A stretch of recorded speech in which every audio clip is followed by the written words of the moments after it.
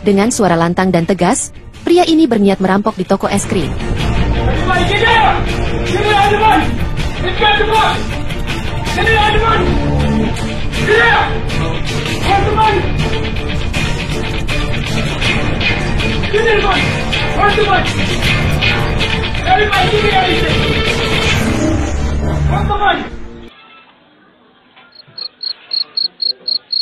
Why are we still here?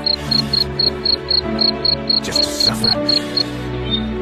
Every night, I can feel my leg. Seperti inilah, jika kebanyakan nonton film kejahatan. Apa kabar Mas Bro dan Baksis? Semua pelaku kejahatan pasti ingin perbuatannya bisa berhasil dengan mudah, tanpa ketahuan apalagi tertangkap. Namun mereka lupa kalau tangan Tuhan sering membantu orang-orang baik yang mereka rugikan. Maka tetaplah jadi orang baik apapun alasannya. Tak perlu waktu lama, pencuri wanita ini segera menyadari perbuatannya salah.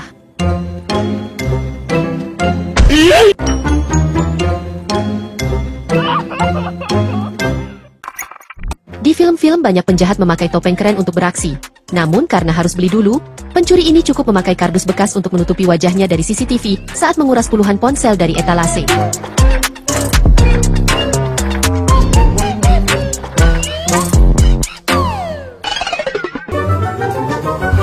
Tapi dia lupa kalau kardus itu terlalu longgar sehingga terlepas sendiri. Pada akhirnya, polisi dengan mudah menangkapnya 1 jam kemudian. Merasa aksinya sukses besar. Dengan tas penuh uang hasil merampok di minimarket, perampok ini keluar dengan tenang menuju motornya. Tapi dia melupakan satu hal.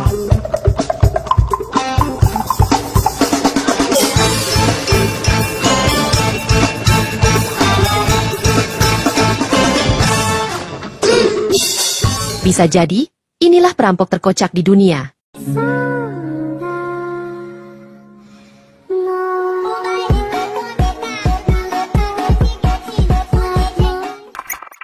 Pria berhelm ini melakukan kesalahan besar saat berusaha merampok sebuah dojo atau tempat latihan judo. Dia menggiring customer service ke lantai bawah dan tak menduga apa yang ada di bawah.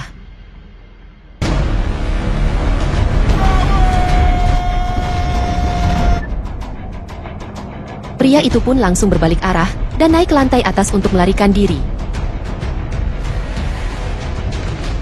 Beruntung, 2 anggota judo sedang masuk ke dalam dojo dan langsung menyergap pria jahat berhelm tersebut.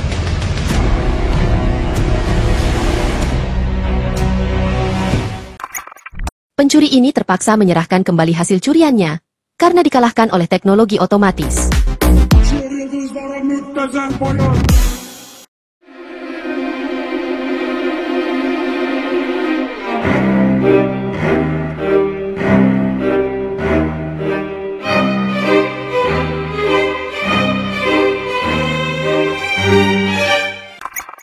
Pemilik toko pakaian ini membuktikan kalau kecerdasan lebih berguna daripada kekerasan.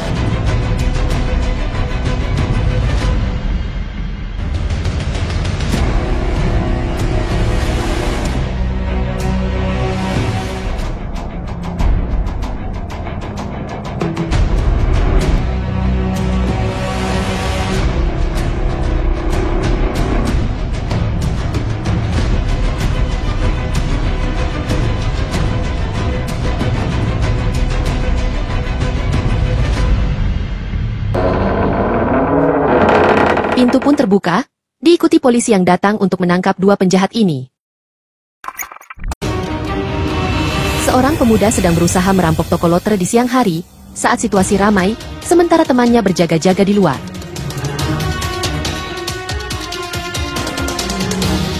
Semua sudah direncanakan dengan matang, tapi yang tak diduga terjadi. Pintu kasir tak bisa dibuka sehingga dia berusaha mendobrak sekuat tenaga, berulang-ulang menendangnya dengan kalut.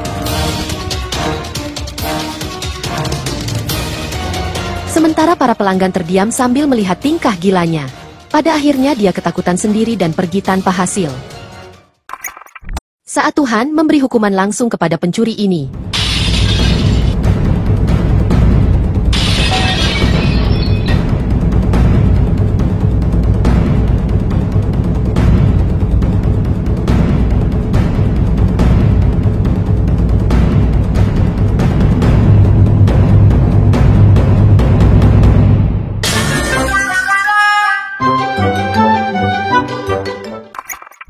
Pencuri ini tak pernah menyangka kalau tuan rumah sudah mempersiapkan kedatangannya.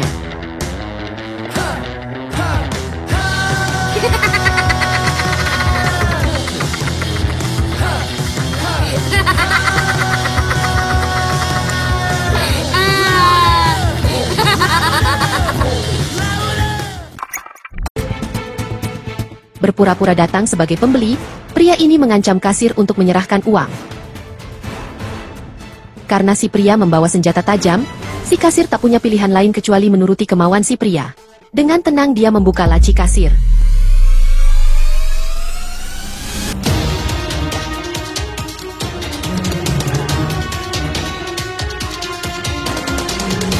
Tapi si pria tak menyangka kalau si kasir diam-diam mengambil semprotan merica dan menyemprotkannya, yang membuat si pria lari kesakitan.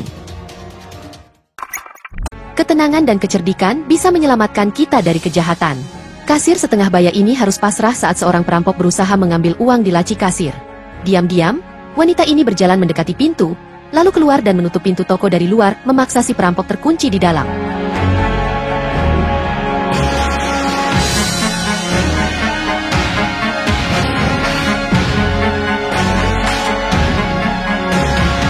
Pada akhirnya tak ada yang bisa dilakukan pria jahat tersebut, kecuali menunggu polisi datang menjemputnya.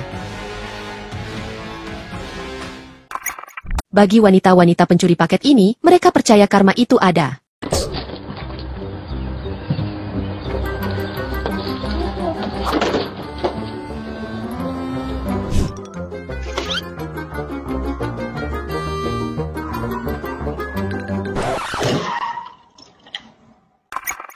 Pemilik toko ini punya cara sendiri untuk mengusir preman yang suka memalak uang usahanya.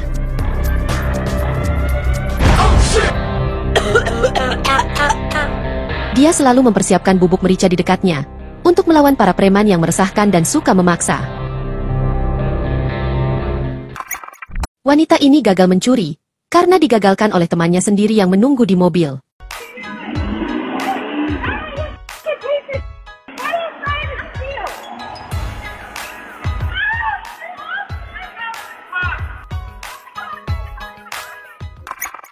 Pria ini menyerang security yang sedang duduk sebelum merampok toko perhiasan. Namun, aksinya segera dicegah oleh security tadi yang dibantu temannya, sehingga terjadi perkelahian. Tapi pria itu berhasil melarikan diri dengan telanjang badan. Banyak cara seseorang berbuat curang dengan memiliki barang tanpa membayar, seperti yang dilakukan wanita ini. Dia mencuri 8 celana jeans dengan cara memakainya sekaligus untuk mengelabui orang. Namun tak disangka, pemilik toko mencurigai penampilannya saat hendak keluar toko, sehingga menangkapnya dan menyuruhnya membuka celana satu persatu.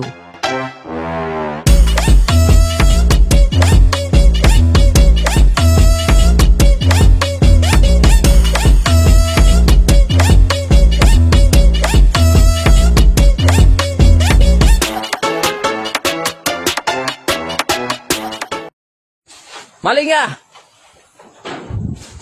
Sampai siapa?